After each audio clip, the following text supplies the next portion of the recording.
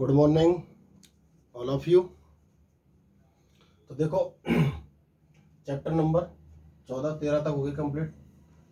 कल हमने पढ़ा था जनसंख्या का वितरण, वृद्धि, घनत्व, ये पढ़ा था, है ना। आज हम उसके आगे पढ़ेंगे 14 चैप्टर, जनसंख्या संगठन व संरचना। जनसंख्या संगठन व संरचना, और उसमें भी क्या पढ़ेंगे अपन, ग्रामीण व नगरीय संगठन। ठीक है, तो पहले चर्चा करते हैं अपन संगठन व संरचना की। तो देखो अपन विश्व वाले जो भूगोल थी उसमें पढ़ के आए थे, वही सेम का सेम आपको कहाँ पढ़ना है, यहाँ पर पढ़ना है।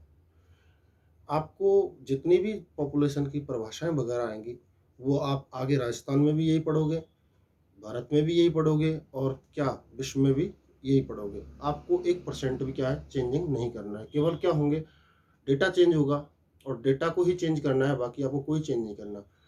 किताब में सर ऐसे दे रखा है, आपको बिल्कुल उस पर भ्रमित नहीं होना। हम कह रहे हैं आपसे, आपको बताया जाए उसी तरह से आपको क्या है करना है, ठीक है। बाकी हमारे ही है हेडेक, आपकी नहीं है। तो आपको उस तरह से करना है जैसे बताया जा रहा है, ठीक है। अब देखो संरचना व संगठन की बात करते हैं अपन। तो देखो आयु, लिंग, ग्रामीण नगरीय, श्रमिक, साक्षरता, इन सब के समूह को जनसंख्या की क्या कहा जाता है, संरचना कहा जाता है। जैसे देख लो आप, कोई भी धर्म है, जाति है, धर्म, जाति, लिंग, साक्षरता,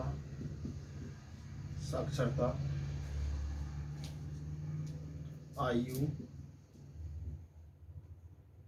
आयु वर्ग, ग्रामीण व नगरीय जनसंख्या, इन सब के समूह को क्या कहा जाता है, संरचना कहा जाता है। क्या कहा जाता है, संरचना कहा जाता है। जैसे धर्म ले लिया आपने, कोई सा ही, हिंदू, मुस्लिम, ईसाई, सिख, ये सब धर्म मिलकर के क्या बनाते हैं, संगठन बनाते हैं। क्या बनाते हैं, संगठन बनाते हैं। और इन संगठनों का समूह ही क्या बन जाती है, उसकी संरचना बन जाती है। क्या बन जाती है, संरचना। तो देखो संरचना की अपन बात कर रहे थे। जो संरचना है उसमें क्या है, धर्म, जाति, लिंग, साक्षरता, आयु वर्ग, ग्रामीण व नगरीय जनसंख्या के समूह को क्या बोलेंगे अपन, संरचना बोलेंगे। तो अपन अभी जो पढ़ेंगे वो क्या पढ़ेंगे, ग्रामीण व नगरीय संगठन। क्या पढ़ेंगे, ग्रामीण व नगरीय संगठन। तो देखो आप पहले लेते हैं अपन ग्रामीण जनसंख्या का संगठन। ग्रामीण जनसंख्या, पहले तो ग्रामीण जनसंख्या होती क्या है, जो लोग गांवों में क्या करते हैं, निवास करते हैं और प्राथमिक क्रियाकलाप में क्या होते हैं, संलग्न होते हैं, उसे हम क्या बोलते हैं, ग्रामीण जनसंख्या बोलते हैं। क्या बोलते हैं, ग्रामीण जनसंख्या। क्योंकि ना तो वहां पर रोजगार, परिवेश वगैरह कुछ भी नहीं है, तो वो लोग क्या है, ग्रामीण जनसंख्या के अंतर्गत आएंगे। कहाँ आएंगे, ग्रामीण जनसंख्या के अंतर्गत। सबसे ज्यादा भारत में जो गांव हैं वो कहाँ है, उत्तर प्रदेश में। गांव, गांव की बात कर रहे हैं उत्तर प्रदेश में। यदि मैं बात करूं परसेंट की, कि भारत में गांव का परसेंट सबसे ज्यादा कहाँ है, तो हिमाचल प्रदेश में है। कहाँ पर है, हिमाचल प्रदेश में है। तो हमारे देश में जो गांव है 640,867 टोटल क्या है, गांव है। क्या है, गांव है। और सबसे ज्यादा कहाँ, उत्तर प्रदेश, मध्य प्रदेश, फिर ऐसे क्रम आता चला जाएगा। तो सबसे ज्यादा गांव कहाँ हुए, उत्तर प्रदेश में। कहाँ पर हुए, उत्तर प्रदेश, यूपी। और प्रतिशत सबसे ज्यादा मिजोरम, सबसे ज्यादा गांव जो है वो कहाँ है, उत्तर प्रदेश में। और परसेंट में HP, हिमाचल प्रदेश, हिमाचल कितने, ठीक है, करीब 8-9 पॉइंट, करीब है 8-9 पॉइंट गांव जो है HP में 8-9.96, 8-9 कितने हैं 96, लगभग 90% क्या है गांव का परसेंट है कहाँ पर, हिमाचल प्रदेश में, ठीक है जी। और गांव की अगर बात करें ज़्यादा की संख्या की बात करें तो सबसे ज़्यादा कहाँ है, उत्तर प्रदेश में। ये तो क्या है ग्रामीण। फिर आता है साहब दूसरा पॉइंट इसका ही, नगरीय। क्या आता है, नगरीय जनसंख्या का संगठन, नगरीय जनसंख्या का क्या आता है संगठन। इसमें क्या आएगा, जो लोग, कौन से, जो लोग कहाँ रहते हैं, नगरों में निवास करते हैं, जो लोग कहाँ रहते हैं, नगरों में निवास करते हैं, मूलभूत सुविधाएं क्या होती हैं उनको उपलब्ध होती हैं, मूलभूत सुविधाएं क्या होती हैं उनको उपलब्ध होती हैं, और लोग द्वितीय तृतीय चतुर्थ पंचम क्रियाकलाप में क्या होते हैं, संलग्न होते हैं, उन्हें क्या कहा जाता है, नगरीय जनसंख्या। क्या कहा जाता है, नगरीय जनसंख्या। देख लो आप, जो लोग नगरों में निवास करते हैं, मूलभूत सुविधाएं क्या होती हैं उनको उपलब्ध होती हैं, मूलभूत सुविधाएं क्या होती हैं उनको उपलब्ध होती हैं, और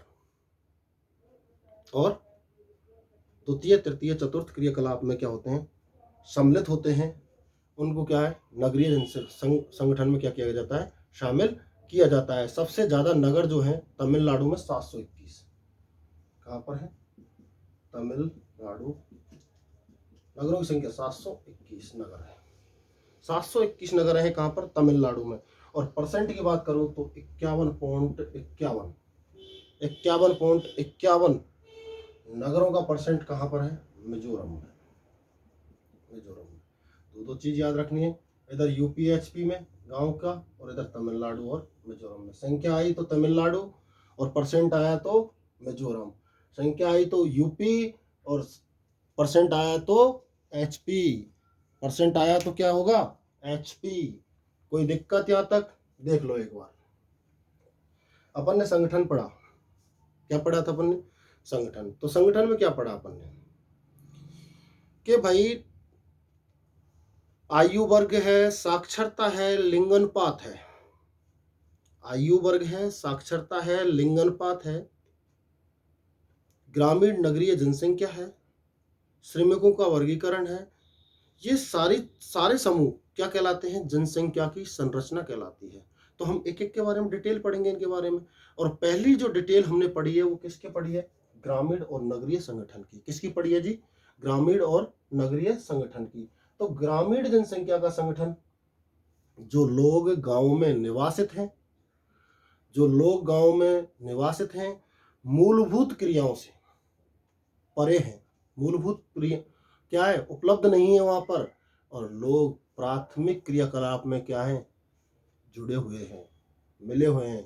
कहने का मतलब प्राथमिक क्या है, जैसे आखेट था, संग्रहण था, है ना, लकड़ी काटना है, कृषि करना है, पशुपालन है, ये सब के क्या थे, प्राथमिक। इनमें क्या होंगे, लोग संलग्न होंगे।